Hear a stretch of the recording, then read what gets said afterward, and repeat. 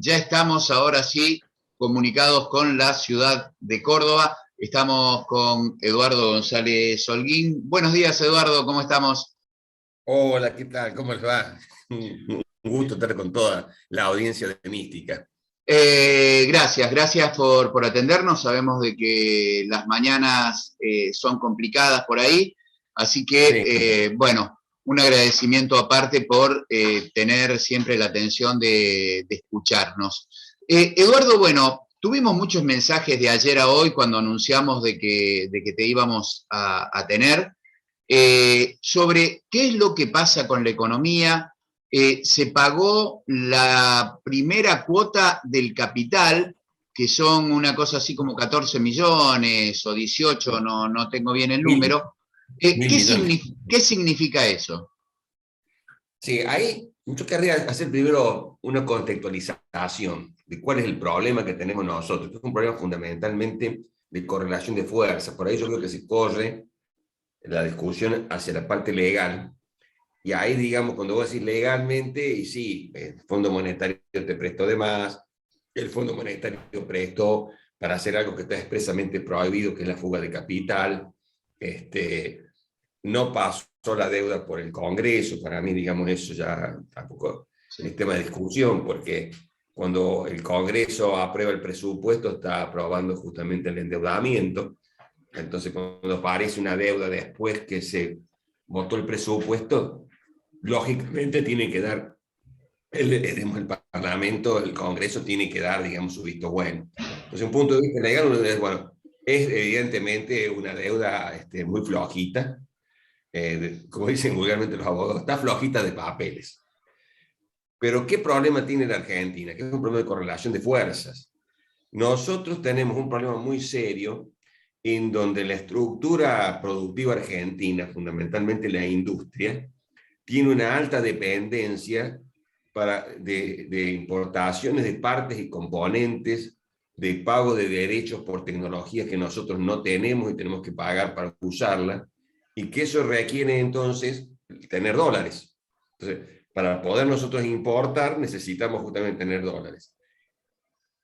La estructura productiva es una matriz, pues es un conjunto, una especie de conglomerado de partes. O sea, ¿qué pasa? A lo largo, digamos, del desarrollo industrial, ha llevado a que las industrias no fabriquen las cosas de punta a punta, sino que se van desprendiendo de algunas componentes, partes, que las toman otras fábricas y tienen más eficiencia especializándose en esa producción.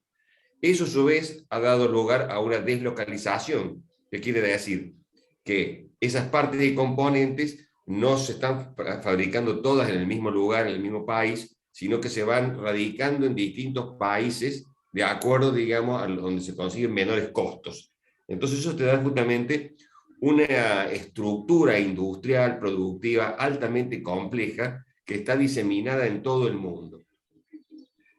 A su vez, la Argentina ha sufrido un proceso muy grande en donde si uno mira cómo era esa matriz industrial, no lo piensa como una matriz, digamos, de doble entrada con un montón de casilleros, que cada uno de los casilleros está marcando justamente la producción de las partes y componentes y cómo se terminan, digamos, integrando. Quizás el ejemplo mejor sea la industria automotriz, que se le llama terminales. ¿Por qué? Y porque los embragues no lo fabrica, digamos, la terminal, porque las cajas de velocidad no las fabrica la terminal, porque las unidades ópticas no las fabrica la terminal. En realidad por eso se llama terminal. En realidad termina armando un montón de cosas.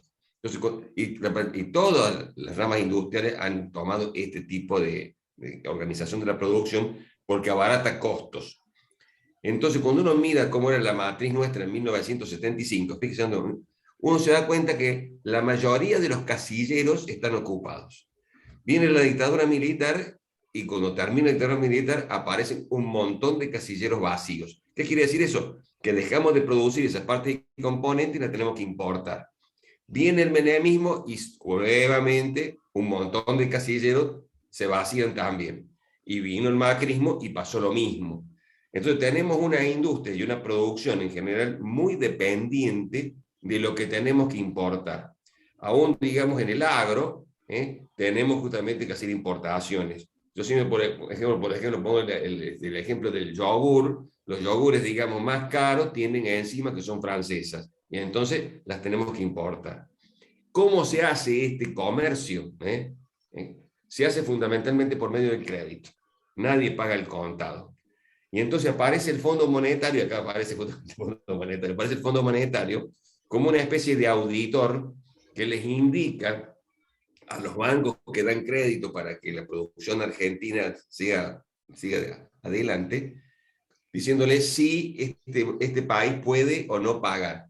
Si el Fondo Monetario dice no, este país está embromado, automáticamente las tasas de interés aumentan, porque el riesgo aumenta, e inclusive se cortan algunas cadenas, ¿no es cierto?, de financiamiento. Y entonces se paraliza la industria, se paraliza la producción. Entonces vos decís, bueno, está flojito de papeles el préstamo que hicimos.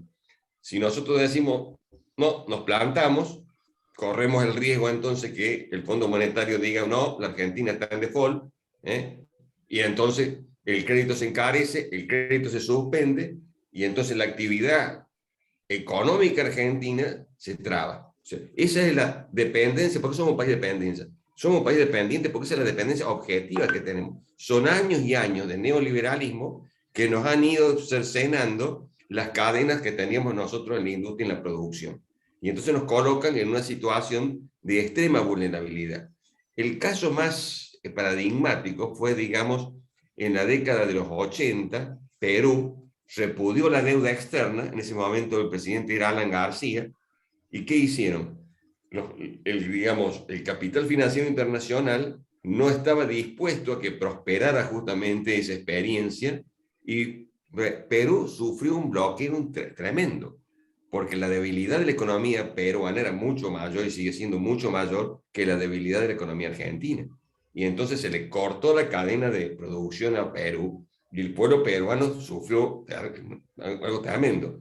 Entonces, por eso, cuando uno mira la discusión dentro del gobierno, aún, digamos, los que parecen más, digamos, más de izquierda o más progresistas, ninguno habla de defaultear, ninguno habla de desconocer la deuda, cuando todos conocen esto que yo estoy diciendo, porque saben justamente de la vulnerabilidad de la economía argentina. Y esto está muy ligado a lo que es, digamos, el poder interno de la economía. Entonces, en una economía dependiente, y esto es una cosa muy importante que se tiene en cuenta, una economía dependiente, la divisa, los dólares, la moneda internacional que te permite hacer estas importaciones que estoy relatando, es el bien estratégico. Entonces, el que controla el bien estratégico, controla todo el conjunto de la economía. Entonces, no es casual estos procesos de desindustrialización que hemos tenido en los gobiernos liberales, porque lo que han hecho ha sido justamente darle más poder a los sectores que tienen una ventaja comparativa, como es el campo, para ser los proveedores de ese bien estratégico que es el dólar o la divisa. Esta es una discusión que viene, digo, cuando uno empieza a ver la historia económica argentina, viene justamente de la época que se fundó la Unión Industrial en el siglo XIX. Y entonces ahí queda claramente, ¿no es cierto?, la sociedad rural, que representaba justamente los intereses del campo, tiene, digamos, un montón de artículos denostando la industria, diciendo justamente que la Argentina no tendría que industrializarse. Tú puedes parecer medio loco, pero a fines del siglo XIX, cuando estaba surgiendo los primeros atisbos de industria argentina, aparecen, que son fábricas muy conocidas como hoy, como es Biecker, aparece Bagley, aparece, digamos, una armadora, ¿no es cierto?, que es Chrysler, ¿no es cierto? ¿Y quién se opone a eso? Se opone justamente a la sociedad rural, diciendo que era algo antinatural que la Argentina tuviera. ¿Y cuál era lo que estaba en el fondo? En el fondo era que estaban preservando ser los proveedores de la divisa, ser los proveedores del bien estratégico, para controlar el conjunto de la economía argentina. O sea, es una discusión netamente política, y en donde sistemáticamente se ha tratado de evitar que la industria se transforme en un exportador, porque en el momento que la industria se transforme en un exportador en serio, ¿no es cierto?, el campo, ¿no es cierto?, el sector agropecuario va a quedar desplazado y va a dejar de tener esa posición dominante sobre la industria. Entonces, esa es la discusión. O sea, ¿qué es lo que pienso yo que están haciendo desde el gobierno? Y me parece que por ahí se lo antagoniza Cristina con Guzmán. Yo pienso que tanto Cristina como Guzmán están de acuerdo que hay que tratar de no entrar en default. Me parece que el gobierno argentino está, digamos, aprovechando, digamos, estos, digamos, inconsistencias del préstamo que se le dio a Macri para poder presionar al fondo. A tal punto, ¿no es cierto?, que ya Cristalina Georgieva ya anunció que el año que viene va a venir un plan a más de 10 años y con una tasa de interés más baja y con años de gracia. No solamente para Argentina, sino para todos los países que están damnificados por la pandemia. Entonces, es como que Argentina tiene que tratar de llegar al momento en que aparezca esta nueva línea de crédito del Fondo Monetario, que va a entrar justamente en donde tiene posibilidades de pagar sin caer en default. Entonces, me parece que Argentina lo que está haciendo es pagar los dos vencimientos que tiene justamente de capital con el Fondo Monetario, con esta llegada de DEC de 4.350 millones de dólares que llegó, digamos, el 23 de agosto pasado, y lo está pagando con eso. Y es decir, yo le digo, es una especie de puente para evitar el problema de caer en default y que pase todo lo que estaba relatando yo de los problemas que nos cae por tener una economía dependiente. Eso no se tiene que olvidar nunca. Tenemos una economía dependiente y que desgraciadamente cada vez ha sido más dependiente a partir de los gobiernos neoliberales por esta concentración política que hay. O sea, no es una cosa técnica, es una cosa política. Se busca la dependencia argentina porque hay un sector que conserva el poder gracias a la dependencia argentina, ¿no es cierto? Eso hay que decirlo con toda claridad. Y después viene la otra discusión, me parece. Se paga el Fondo Monetario y la política, digamos, que tiene el gobierno para el interior, ¿es realmente buena? Y ahí viene, me parece, la verdadera diferencia entre lo que vendría a ser la concepción de Cristina y la concepción de Guzmán. Y entonces Guzmán, me parece, ¿no es cierto? No sé, no estoy en la cabeza de él, me parece que pensando en la negociación con el Fondo Monetario, anticipadamente está bajando el déficit fiscal. Y entonces no está haciendo uso de todas las atribuciones que le dio el Congreso, porque el Congreso, al fijarle el presupuesto, ¿no es cierto?, le está dando, digamos, atribuciones. ¿Cuál es la atribución que le ha dado? Le ha dado la atribución de tener un déficit fiscal equivalente a 4,5% del PBI. ¿Cómo termina, digamos, el primer semestre del año? Con un déficit nada más del 1%.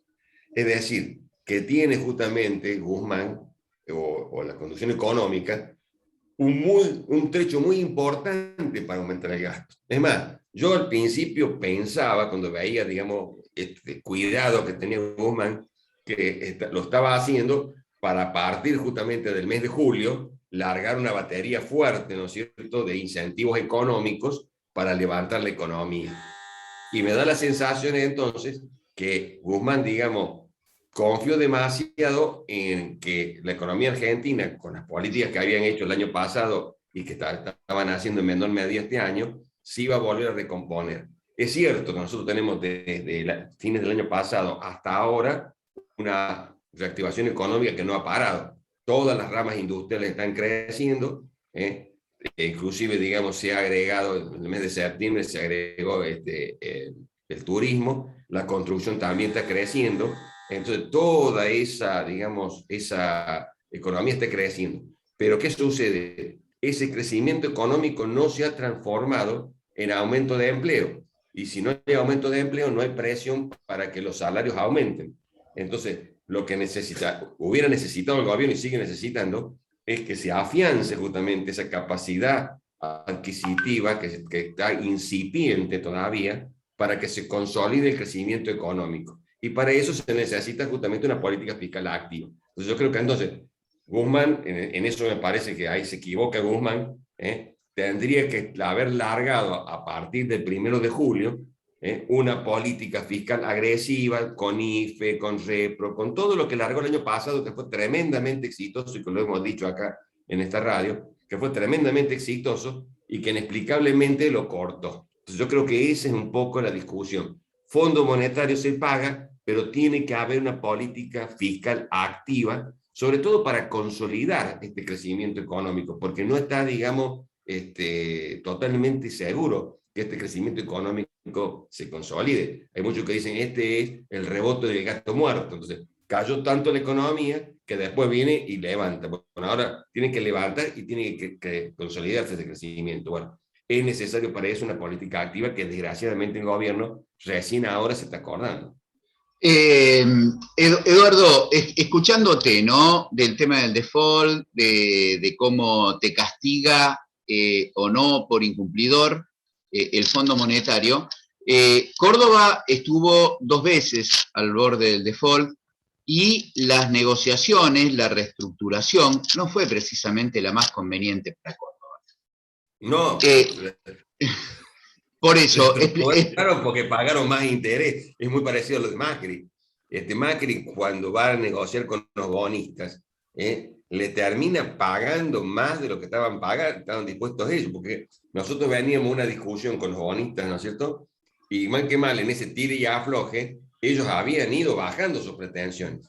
Y cuando viene Macri, ¿no es cierto? En lugar de tomar la cosa como estaba en ese momento, y dice, bueno, ustedes están cediendo, va y le reconoce toda la deuda original y no tiene en cuenta los descuentos que estaban haciendo. Bueno, en el caso de Córdoba, nosotros pagamos una tasa de interés tremendamente alta y por eso justamente reestructuramos la deuda. Ese tire y afloje se resuelve en favor de los acreedores y encima con una cosa muy cuestionable que es una deuda en dólares, que es casi el 90% de la deuda que tiene Córdoba es una deuda en dólares, lo cual es una deuda muy onerosa porque la provincia recauda en pesos. El peso se va devaluando y entonces cada vez se necesitan más pesos para hacer, digamos, frente a esa deuda en dólares.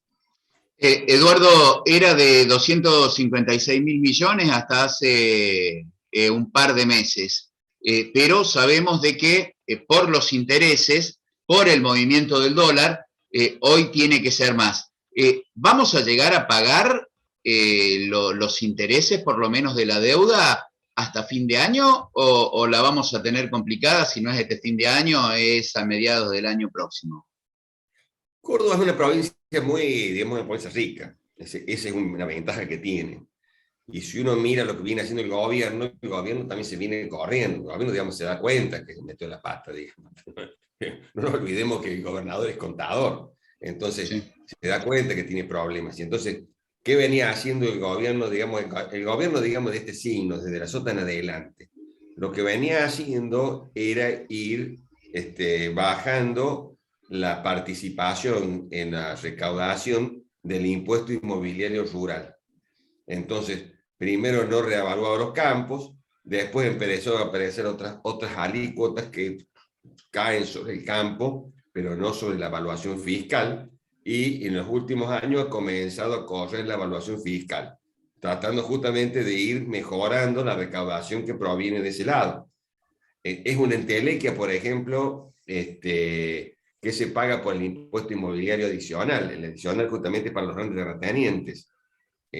Hace muchos años, por ejemplo, que no se dan estadísticas de cuánto es ese impuesto, que es un impuesto muy progresivo, porque entonces los que tienen mayores extensiones de campo, no que los tengan juntos, si tienen muchos campos, muchas hectáreas, estén juntas o no, por el impuesto inmobiliario adicional tienen que pagar una alícuota adicional. Bueno, esa estadística no se tiene, que es un impuesto muy progresista, que a su vez es por declaración jurada. Entonces tiene que ir el dueño del campo y decir, mire, yo tengo muchos campos, cóbrele un poquito más. Entonces, eso no se sabe. Entonces, ¿qué está haciendo el gobierno? Lo va corriendo. Esta, digamos, caída que ha tenido en el impuesto inmobiliario rural, la va recuperando lentamente. Entonces, la impresión que yo tengo, ¿no es cierto?, es que como no puede dar más con ingresos brutos, porque ingresos brutos es un impuesto regresivo, cada vez que compramos algo en el almacén, o en el supermercado estamos pagando ingresos brutos. La sociedad de Córdoba, como toda la sociedad argentina, está empobrecida, entonces no tiene mucha capacidad contributiva. Lo que queda justamente, como dice la lógica, es cobrarle lo que tienen capacidad contributiva. Entonces, bueno, lo que queda entonces es aumentar el impuesto inmobiliario rural. Y esto es lo que viene haciendo el gobierno desde hace 3 años. Entonces, mi impresión es que antes de caer en default, el gobierno va a seguir ajustando el impuesto inmobiliario rural. Y tiene mucho que recorrer porque la última evaluación fiscal es del año 91. ¿Escucharon bien? Del año 91. Entonces, fíjense el atraso que tiene la evaluación fiscal de los campos en Córdoba. Es muy lindo, por eso cuando uno compara las boletas que le llegan a la gente, por ejemplo, en Santa Fe, colindante con ustedes que están en el departamento de San Justo, con los que llegan las boletas que llegan, digamos, del inmobiliario en Córdoba, y bueno, los de Santa Fe están mucho más caros. Lo mismo pasa, ¿no es cierto?, con Buenos Aires, lindante con Córdoba, los de La Pampa, lindando con Córdoba. Entonces, se nota, digamos, una caída muy grande. La excusa que da el gobierno, digamos, provincial es como un favor que le hace a los, digamos, dueños de campo para que no sea demasiado alto el impuesto inmobiliario, digamos, rural y que no le afecte tampoco pagar bienes personales en la nación. Entonces, bueno, con ese discurso ha venido atrasando, pero está muy atrasado, tanto así que por ahí, cuando uno hace comparaciones de campo de 100, 150 hectáreas, los pocos que están quedando, ¿no es cierto?, con una casita, digamos, en un barrio humilde de Córdoba, y resulta de que la casita del barrio humilde vale muchísimo más que ese campo, cuando, digamos, en la historia económica de Córdoba no es así. Entonces, bueno, hay ese desfasaje. El fallecido contador Trebre, un contador que es de referencia en Córdoba, ¿no es cierto?, marcaba justamente eso, que el problema fundamental, ¿no es cierto?, que tenía Córdoba era justamente ese deterioro que había en el inmobiliario rural. Yo siempre digo, para entender el problema, la angustia fiscal que tiene Córdoba, hay que ver que hay una decisión política de no cobrarle justamente a los que más tienen, porque por ejemplo nosotros en Córdoba no tenemos como en Buenos Aires un impuesto inmobiliario urbano adicional. O sea, en Buenos Aires, los que tienen 20, 30, 40, yo he visto casos en Córdoba, en la ciudad de Córdoba, de gente que tiene hasta más de 100 departamentos. Bueno, en Buenos Aires estarían pagando un impuesto inmobiliario urbano adicional. En Córdoba no. En Córdoba está la excusa que eso desalienta, digamos, la construcción de viviendas. Bueno, no hay evidencia empírica donde hay en Buenos Aires, no hay evidencia empírica de que esto suceda, ¿no? Queda claro de que el gobierno de Córdoba va en defensa de los grandes terratenientes, de los grandes industriales, de los grandes, de los grandes de las grandes constructoras que hacen casas, y va en desmedro de la gente. Claro, porque acá vemos cuál es el concepto. Acá hay un concepto que es viejo, ¿no es cierto?, de la economía liberal, la vieja economía liberal que viene de la época, ¿no es cierto?, de fines del siglo XIX, que se llama efecto Pigou. Pigou es un economista inglés, inclusive, que fue profesor de Keynes. Y Pigou decía que cuando se concentraba el ingreso y ese ingreso concentrado se transformaba en riqueza, los ricos, esa riqueza, ¿no es cierto?, la transformaban tarde o temprano en actividades productivas. Y eso es lo que, digamos, es la columna, digamos, vertebral de la política económica liberal. ¿Qué sucede entonces? Siguiendo este precepto, acá se trata de no cobrarle demasiado a los ricos, para que justamente concentren el ingreso y lo transformen en riqueza, y la riqueza se transforma en capital productivo. Pero desgraciadamente en América Latina, en toda América Latina y en Argentina particularmente, esa concentración del ingreso y la riqueza se transforma en fuga de capitales. Entonces, nosotros no tenemos porque estoy hablando de Pigou, un economista inglés, ¿no es cierto?, del siglo XIX, en el apogeo del imperio inglés. Entonces, lo lógico era que si vos tenías plata, la inviertas en el centro dinámico del capitalismo internacional. O sea, no hablaba pavadas, digamos, Pigou. Lo que pasa es que los economistas que sostienen eso en Argentina y América Latina no están hablando justamente de la economía central del mundo. Entonces, los que concentran el ingreso y la riqueza no tienen, digamos, una idea de invertir acá. Es más, son países que tienen alta incertidumbre, porque nosotros no somos fijadores de reglas de juego y somos además tomadores de precios. Entonces, la lógica entonces te lleva a que para salir de la incertidumbre, vos tenés que sacar el capital y fugarlo. Y esto viene pasando de toda la vida. O sea, hay estudios de la CEPAL centenario que muestran que, digamos, esa es la racionalidad del rico latinoamericano y del rico argentino. Y digamos, es loco lo que hacen, y no, porque están justamente en una zona de incertidumbre. Entonces, vos, tomando ese dato de cómo es el comportamiento real, no como te gustaría que fuera, vos tendrías que tener entonces una política de redistribución del ingreso. ¿Y qué te dice la CEPAL por medio de un economista que es muy, muy importante, que es Osvaldo Zunque, que es chileno? Te dice entonces, no existe el patriotismo en economía. Entonces, el Estado tiene que tener una política que favorezca a quienes no fugan el capital. ¿Y quienes no fugan el capital? Fundamentalmente los trabajadores, las pymes y el Estado. Y entonces ahí tendría que, para vos retener la riqueza que estás generando y que no se te fugue, los beneficiarios del proceso económico tienen que ser estos tres sectores. Entonces, bueno, acá vamos a contramano. En Córdoba justamente se beneficia, como decimos, lo hacen a los más ricos, que son los que fugan. Eduardo, ¿dónde crees que estuvo el motivo principal de la derrota a nivel nacional del gobierno nacional? Bueno, Córdoba ya conocíamos, inclusive lo habíamos adelantado en la otra entrevista que habíamos hecho con vos, que la derrota del Frente de Todos en Córdoba podía ser escandalosa, fue escandalosa, inclusive fue la segunda menor performance en elecciones. A nivel nacional, porque a nivel nacional no le esperaba a nadie, y mirá que nosotros fuimos escuchando a la tarde, inclusive muy llamativo las bocas de urna y todo lo demás, fue todo muy confuso. ¿Dónde crees que radica el motivo de la falta de confianza de la gente? Sabiendo o, si querés, rememorando lo que fue el gobierno de Macri. Sí, yo creo que lo importante es ver que la caída, digamos, de votos, primero que tanto, digamos, el Frente de Todos, como Juntos por el Cambio, Juntos, tiene varios nombres, esta alianza, digamos, liberal, pierde votos también, ojo, también los dos, pierde muchísimo más votos el oficialismo, pero no hay una traslación de votos del oficialismo a la oposición, lo que hay es una abstención, un aumento muy grande de la gente que no va a votar y un voto en blanco también importante. Es decir, que hay gente que no está dispuesta, digamos, a votar a la oposición, pero que está fastidiada con lo que está pasando en el oficialismo. Entonces hay una abstención muy grande. Yo creo que ese es un dato importante de cara, digamos, a las elecciones que vienen en noviembre. Y fundamentalmente el tema ha sido algo que recién yo le decía, que esa reactivación económica, como que el gobierno pensó que era casi automática, la reactivación económica que es real, con la recomposición de los ingresos de los sectores populares. Y eso a mí me extraña, porque todos los economistas sabemos que existen lo que se llaman variables con retardo, es decir, que no pasan las cosas al mismo tiempo. Entonces, ¿qué tenemos que ver? El empresario, digamos, que mira es la demanda.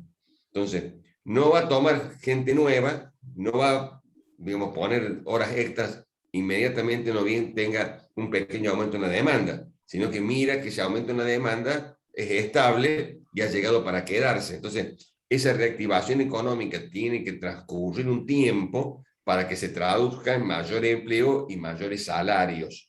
Entonces, yo creo que ahí fue justamente un error del gobierno, sobre todo la conducción económica, que pensó que era algo automático, venía muy contento, hace, ¿no es cierto?, casi un año que tenemos, ¿no es cierto?, reactivación económica, ¿no es cierto?, todas las ramas industriales creciendo la construcción, creciendo, ¿no es cierto?, el turismo, pero tenía que, como todo proceso económico, no es instantáneo que eso se traduzca, digamos, en un bienestar del conjunto de la población.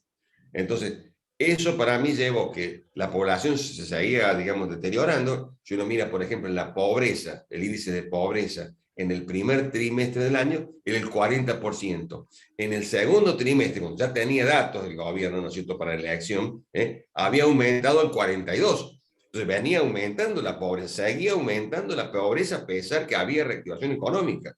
Por eso digo que se quedó Guzmán o el equipo económico, inexplicablemente. Tendrían que haber, yo lo he dicho en esta columna, tendrían que haber puesto un nuevo IFE, el REPRO y toda la política de ayuda, porque no estaba todavía la población recuperando su capacidad adquisitiva. Entonces yo creo que eso fue, digamos, lo que pasó, que muchos dijeron, bueno, tenemos claro que las políticas liberales nos perjudican, pero también estamos fastidiados con este gobierno que está lento para darnos justamente soluciones económicas necesarias. Porque además yo digo una cosa, si se está consolidando la actividad económica, estas ayudas que da el gobierno no son ayudas para quedarse, son ayudas transitorias hasta que esta reactivación económica se consolide y comience justamente a aumentar el empleo, a aumentar el salario. Por eso, en eso, digamos, como economista, digamos, no entiendo esa lógica, salvo, ¿no es cierto?, que Guzmán y el equipo económico, y supongo que Guzmán consulta también con el presidente, está, como se dice vulgarmente, más papista que el Papa, y está tratando de mostrarle por anticipado al Fondo Monetario que tiene las cuentas, digamos, en orden. Estaba fijándome que en Estados Unidos, si uno mira, digamos, los subsidios por habitante, Estados Unidos tiene 20 veces más subsidios por habitante que la Argentina. Una economía como Estados Unidos, que es mucho más poderosa que la Argentina, que es Totalmente. capitalista. Entonces, todo el mundo está justamente incentivando la economía desde el Estado. Inexplicablemente, teniendo, digamos, capacidad para hacerlo, porque tenía, digamos, un trecho muy largo para poder, digamos, usar este permiso del Congreso para tener déficit fiscal, desgraciadamente, otra hipótesis que pongo es el temor de que esta ayuda o esta mejora en la capacidad adquisitiva de los trabajadores o de la población en general se transforme en inflación, porque esa es otra pata floja que tiene el gobierno. Y bueno, ahí también hay que decir, bueno, el gobierno viene con un déficit muy grande, y yo creo que el déficit fundamental, porque entonces vos le das mejoras económicas al conjunto de la población y en lugar de transformarse en aumento en la producción, ¿no es cierto?, se transforma en aumento de precios. Bueno, hay una pata floja que tiene el gobierno, que tampoco yo la entiendo. El gobierno tiene 3 herramientas que si las combinas son muy eficaces, que es la ley de la competencia, la ley de la lealtad comercial y la ley de abastecimiento. Cuando se combinan esas 3 leyes, se logra justamente frenar los precios. Y este gobierno tiene la experiencia que llevó adelante a Edmundo Costa, que fue el último secretario de Comercio en la época de Cristina Kirchner, que combinó estas 3 leyes y consiguió justamente parar los precios. Por lo menos, digamos, paró, digamos, el ritmo de aumento. Inexplicablemente, estas herramientas siguen existiendo, ¿no es cierto? Pero inexplicablemente el gobierno no las aplica. Entonces, y en la medida que los aplica, uno se pone del otro lado viendo la racionalidad del otro. Dice, bueno, ¿qué prefiere? ¿Qué es más cómodo? ¿Aumentar los precios o aumentar la producción? Y aumentar los precios. Entonces, si vos no tenés un Estado que esté firme diciendo, no, me aumenté los precios, y el otro va a aumentar los precios porque le conviene más, porque es más cómodo. Bueno, fue mucha la crítica a la vicepresidenta Cristina Fernández cuando dijo de que había funcionarios que no funcionan. Yo todavía no entiendo que Paula Español siga adelante en su puesto. Ayer tuvo una reunión con empresarios y avisoró como que iba a salir a hacer controles si no se respetaban los precios. Los controles se hubieran tenido que iniciar desde un principio, porque si no, cualquier ayuda económica que puede recibir el trabajador, ya sea por el IFE o ya sea por el REPRO o por lo que sea, va a morir cuando los principales supermercados te levanten los precios de la canasta básica. Entonces quiere decir que todo lo que te entró ya no te va a servir, porque estamos igual que siempre. Y la segunda que quería preguntarte era, ¿qué opinás sobre algo que a mí me revuelve el estómago, ¿no? El aumento a los jubilados, el aumento del salario mínimo, que recién en febrero va a llegar a 33.000 pesos cuando tenemos una canasta de 70 lucas. Y sí, bueno, por empezar, empezamos por la primera, digamos, que lo decía recién, el gobierno viene muy flojito, digamos, el gobierno de Alberto Fernández viene muy flojito en el control de precios. Y no es difícil, ¿por qué? Porque acá existen, se llaman grupos económicos. O sea, el grupo económico es un conjunto de empresas pertenecen al mismo dueño, que a su vez están interrelacionados entre sí, porque son muy pícaras estas empresas. Por ejemplo, una empresa del mismo dueño es proveedora de otra. Entonces la otra aumenta los precios. Cuando el gobierno viene y dice, ¿por qué aumentaste los precios? Porque me aumentó mi proveedor. Pero el proveedor es el mismo grupo económico. Entonces el Estado parece un Estado bobo, eso se lo hicieron a Gripum, por ejemplo. Entonces vos decís, ¿cómo puede ser? Si vos sos ¿qué estás haciendo? La empresa del mismo grupo te aumenta porque es proveedor y vos pones como excusa que te aumentaron el precio de los insumos, por eso aumentaste el precio. Entonces, lo que hay que hacer es control por grupo económico, no por empresa. Y vos si controlas 100, 120 grupos económicos, estás controlando toda la economía argentina, porque es muy concentrada. O sea, no es difícil poner, yo digo, una oficina de la AFIP que te mire y cuando el grupo económico aumente por las dudas, porque eso es lo que hace, y cuando aumenta por las dudas, lo que está haciendo es apropiarse de trabajo ajeno, le diga, mi hijito, acá está, digamos, fuera de escuadra. Yo no me explico por qué no hace justamente eso, porque está probado. Yo no sé por qué no, digamos, publica listas de las empresas que aumentan por encima de la media, porque todas estas empresas tienen el famoso programa de responsabilidad social empresaria.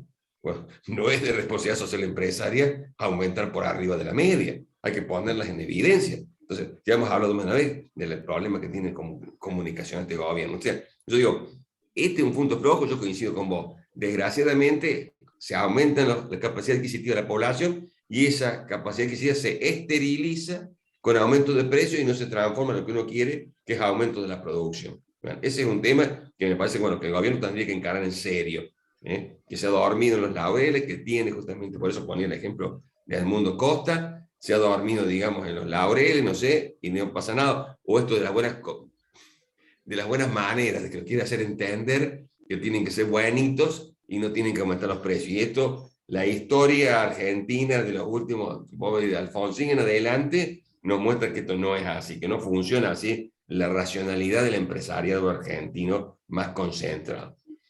Después, digamos, ¿cuál era la otra pregunta que me perdí? La de los jubilados que Sí, recién en claro, febrero bueno, van a eso tener. también, no, bueno, eso también, digamos, vos tenés, por ejemplo, el salario mínimo vital y móvil. La ley del salario mínimo vital y móvil te dice justamente que tiene que tener como referencia la canasta básica total, que es justamente esta canasta que vos decías, que ya está en 69.000 y algo, casi 70.000 pesos. O sea, ese tendría que ser el salario mínimo. ¿Por qué? Porque supone que con ese salario tenés que vivir. ¿eh? Y ojo, que esa canasta básica total es una canasta muy deficiente y que no llega realmente a todo el conjunto de bienes y servicios que necesita una familia para poder vivir dignamente. Porque yo siempre digo, los seres humanos tenemos una parte, ¿no es cierto?, que son demandas culturales. No es simplemente una demanda biológica para comer. Yo siempre digo, podemos hacer una dieta parecida a lo que le damos a nuestras mascotas y bueno, podemos vivirlo más bien con eso y a muy bajo precio. Pero nosotros además tenemos demandas culturales porque somos seres humanos. Y yo siempre me fastidio porque el que descubre esto, que el salario mínimo vital, ¿no es cierto?, es cultural, es un señor que se llamó David Ricardo y lo dijo en 1815. Desde 1815 ya sabemos que el ser humano tiene una demanda cultural. ¿Y qué? Ir al partido de fútbol, ir al cine, salir, darse una vueltita y ir, digamos, a comer algo afuera con la familia, ¿no es cierto? Todo lo que es demanda cultural, y esa demanda cultural, ¿cuántas familias pueden en este momento salir, qué sé yo, una vez al mes a comer a un restaurante? Muy pocas. Y eso es una demanda cultural, un gusto que está dentro. Bueno, y esta canasta básica total no lo contempla eso, no lo contempla. Entonces, lo mínimo que podríamos estar dando es justamente esa canasta básica. Desgraciadamente, ¿no es cierto? No se está haciendo esto, y vos decís, muy bien, recién en febrero va a llegar a un importe similar a menos del 50% de la canasta. Y entonces me parece justamente que no puede ser eso. Y bueno, de nuevo tenemos un problema. Las jubilaciones, por ejemplo, ocupan un lugar importante, que son un tercio del presupuesto público. No podés aumentar así tonta y loca. ¿Y dónde está el problema? Y el problema es parecido al que tiene Córdoba, que todavía tenemos en menor medida, ¿no es cierto? Todavía tenemos, ¿no es cierto?, una estructura tributaria que es regresiva, que quiere decir que le cobra más a los que menos tienen. Entonces, bueno, cuando vos le querés cobrar a los que menos tienen, y ya más no lo podés estrujar. Entonces, es hasta una decisión irracional. Tenés que hacer justamente un cambio importante en lo que es la estructura tributaria para que los que más ganan y más tienen, que tienen más capacidad contributiva, sean los que más pagan. Es cierto que te hacen un escándalo, comunicación de riqueza, que tenés 300 personas que no quieren pagarla. Yo no me explico por qué el gobierno no hizo una lista para mostrar estas personas realmente tan insensibles que en un momento de crisis no están dispuestas a contribuir más. Salieron a decir que no tenían plata y bueno, todos sus balances se muestran que tienen, digamos, proporciones, digamos, de activos tremendas, ¿no es cierto?, que les permiten pagar perfectamente un impuesto que en el mejor de los casos para los que más tienen apenas llega al 3,5%. Pero hay que avanzar justamente en una reestructuración. Y a su vez te digo, no estamos diciendo nada raro cuando vos miras, digamos, cómo son las estructuras tributarias de los países que generalmente los conservadores ponen de ejemplo. qué sé yo, Alemania, Francia, Inglaterra, los países escandinavos, y mismo Estados Unidos, te encontrás justamente que son estructuras tributarias que tratan justamente de cobrarle más a los que más tienen y más ganan, ¿no es cierto? O sea que no es una cosa irracional en un sistema capitalista que se intente justamente esto. Desgraciadamente, son muchos años de deterioro que tenemos nosotros de la estructura fiscal y que hay que comenzar a revertir. O sea, si vamos a preguntar, bueno, ¿hay que aumentarle a los jubilados más? Sí, pero también hay que hacer una reforma del sistema tributario y animarse a cobrarle a los ricos. Por último, Eduardo, bueno, va a haber un anuncio de nuevas baterías económicas, una batería de anuncios, donde va a estar el IFE, que no se va a llamar IFE, que va a ser un poco de monto un poco más alto que los 10.000 pesos que eran. Ya no va a abarcar a 9,5 millones de personas, sino que va a abarcar a 3,5 millones. Con eso hubo muchos errores, hubo gente que lo cobró y no lo tendría que haber cobrado. Estaba viendo hace un ratito 52 concejales, no sé de qué municipio, que han sido imputados por haber cobrado el IFE y ahora tienen que devolver ese dinero.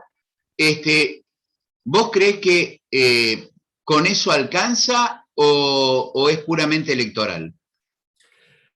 Primero, vamos a hacer una cosa. Cuando aparecen estos errores, generalmente lo ponen de manifiesto gente que está en contra de este tipo de medidas. Siempre hay, digamos, quien es pícaro y se filtra. Digamos, si uno mira la proporción de personas que cobró el IFE y no debería cobrarlo, no llega al 1%, digamos, realmente, digamos, es un error muy bajo. Se puede citar dentro de lo estadístico, de lo posible, ¿no es cierto? No existe ningún, digamos, sistema perfecto. Entonces yo creo que fue una gran ayuda. Yo pienso que fue un error haber suspendido. Yo pienso que este año tendría que haber continuado el IFE, y tenés que haber continuado con más de 10.000 pesos. Y bueno, ahí viene la cuestión fundamental. O sea, lo que uno tiene que mirar justamente es esto, que decíamos recién, que tenemos que ver que se consolide este crecimiento económico. Porque acá los sectores dominantes están pensando en la post-pandemia ya, cómo quedan posicionados. Y este posicionamiento tiene mucho que ver con lo que estamos hablando nosotros. ¿Cuál es el poder económico que ellos justamente siguen teniendo? Y que no quieren justamente que se fortalezca el poder económico de lo que no son ese grupo. Ojo, estamos hablando de más o menos entre el 2,5% y el 3% de la población, que ese justamente es lo que se puede llamar la clase dominante en Argentina. Es un sector muy chiquito y extremadamente poderoso. Y ellos están pensando justamente en esto. Y cuando ellos más ganan y más tienen, más poder tienen. Entonces, esa es la puja que estamos viendo. Y entonces, bueno, el gobierno tiene que tener en cuenta para mí que estas medidas, si son nada más que para este año, y me parece que es un error. O sea, lo que tiene que hacer el gobierno es ver justamente esto. Si la economía en su crecimiento económico comienza realmente a generar empleo. Porque eso es lo que nos interesa. Porque ¿cuándo aumenta el salario aumenta cuando la demanda de empleo aumenta. Y entonces, cuando comienza a escasear el trabajador, porque tenemos un sistema capitalista, comienza a aumentar justamente el salario. Entonces, hay un largo recorrido todavía nosotros para lograr justamente, nosotros estamos en un desempleo del 9% de la población económicamente activa, es decir, los que trabajan y buscan trabajo, hay un 9% que todavía está desocupado. Bueno, vos tenés que reducirlo por lo menos al 5% para que comience a haber una presión y que la necesidad justamente de trabajadores se transforme en aumento del salario. Bueno, eso es medible. Entonces el gobierno tiene que seguir con esto, como están haciendo en todos los países del mundo, no estoy diciendo nada raro, como están haciendo en todos los países del mundo, digamos, del mundo capitalista, están viendo justamente esto. Entonces cuando se reactive realmente la economía y esa reactivación económica se traduzca en demanda de empleo y esa demanda de empleo se traduzca en aumento de los salarios, ahí el gobierno puede ir aflojando las medidas que tiene que tomar. Por eso, para mí es lógico, si estas medidas son nada más como para pasar este chubasco electoral, y además, ojo, que el electorado no es tonto. Si el electorado percibe que estas son medidas cortoplacistas como para tranquilizarlo, es muy probable que siga retraído y a lo mejor va a votar y vote en blanco. Entonces, tiene que ver realmente que hay un cambio en la actitud en donde la política, digamos, esté realmente comprometida con el crecimiento económico, con el crecimiento de la producción y que entonces sea y a mí lo que me preocupa es que el presupuesto del año que viene no refleja esto. Tiene de nuevo una cosa buena que dice no vamos a pagar el fondo, eso me parece genial, o sea, no está contemplado, pero la política fiscal es una política fiscal tibia como la de este año, y nosotros necesitamos una política fuerte como la del año pasado, porque no se consolidó todavía el crecimiento económico. A ver si te entiendo, a ver si te entiendo. Quiere decir de que el nuevo presupuesto ya está indicando de que podrían ser medidas cortoplacistas o no lo entendí. No cortoplacistas, tibias. Son tibias, digamos. No tienen el impulso necesario para que la actividad económica que está creciendo se estabilice en un crecimiento.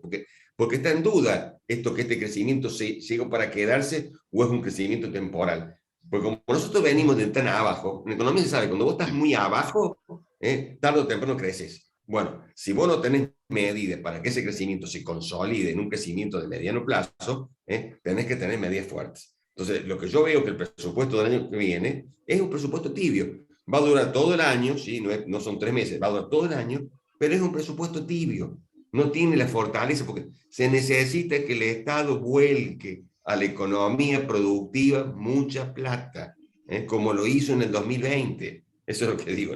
Tiene que ser de esa magnitud, de esa energía, con esas ganas, digo yo, para que se entienda. En cambio, este año hemos tenido una tibieza que medio que hasta pone en cierto riesgo el crecimiento económico. Por eso digo, el año pasado fue muy exitoso, es muy exitoso. Y ese impulso del año pasado todavía perdura. Nosotros necesitamos darle más fuerza en lo que resta de este año y en el que viene, porque el mundo no va a salir de la crisis instantáneamente. Y entonces nosotros estamos inmersos en una economía globalizada, interconectada, que nos condiciona a nosotros. Y entonces, uno mira cómo están siendo, digamos, las políticas en el resto del mundo, digamos, yo miro fundamentalmente a Europa, Estados Unidos, Japón, ¿no es cierto? Que son los que más o menos son países capitalistas que, pues, bueno, uno tiene que ver. Bueno, y esos países siguen con políticas activas, se llaman políticas activas para incentivar justamente el crecimiento. Porque no está dicho que este crecimiento mundial que está comenzando a aparecer crezca. Nosotros tenemos en este momento la producción industrial que más ha crecido en el mundo, salvo China. La producción industrial nuestra ha crecido más que la de Brasil, la de México, la de Colombia, la de Francia, la de Estados Unidos. O sea, que eso muestra justamente algo bueno. Pero falta esto, que se traduzca en distribución del ingreso. Y para eso tenés que consolidar justamente el crecimiento. Entonces yo creo que muchos dicen, bueno, que cuando sea tratado en la Cámara de Diputados, porque el presupuesto entra por diputados, cuando sea tratado en la Cámara de Diputados, posiblemente se le hagan las transformaciones, las modificaciones, para tener una política fiscal realmente activa. Eso espero yo también, ¿no? Eduardo, muchísimas gracias por la atención y bueno, la semana que viene, después de la batería de anuncios, estaremos conversando para ver cuán conveniente es, de cuánto va a ser el nuevo IFE, que no se va a llamar IFE. Bueno, esto supongo que estará entre el jueves y viernes, se calculaba, porque me parece de que se están tardando también los anuncios, ¿no? Están A mi tardando, criterio. exactamente. Sí, sí, sí. Vamos a ver, bueno, nos vemos con mucho gusto. Dale, muchísimas gracias, Eduardo, ¿eh? Gracias a Bueno, vos, un abrazo grande, un abrazo grande. un abrazo. Bueno.